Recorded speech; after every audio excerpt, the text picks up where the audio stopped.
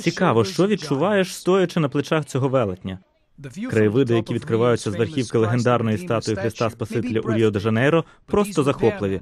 Але ці хлопці піднялися сюди, щоб працювати. Вони мають намір полагодити пошкодження, завдані монументу блискавкою, що вдарило у нього минулого тижня. Під час грози у грудні також постраждали палець на правій руці статуї та голова. Доглядачі Христа кажуть, що блискавка влучає у пам'ятку 3-5 разів на рік. Робітники, що піднялися на верхівку 39-метрової статуї, планують встановити на ній додаткові громовідводи, аби максимально завадити пошкодженню монумента блискавками. Ми збираємося продовжити громовідводи, які утворюють ніби корону на голові Христа. Але цих конструкцій недостатньо, щоб захистити пальці на руках монумента. А саме ці частини споруди опиняються під загрозою, коли грозові хмари насуваються зі сходу та з моря. Тож ми плануємо встановити громовідводи аж до пальців на руках статуї.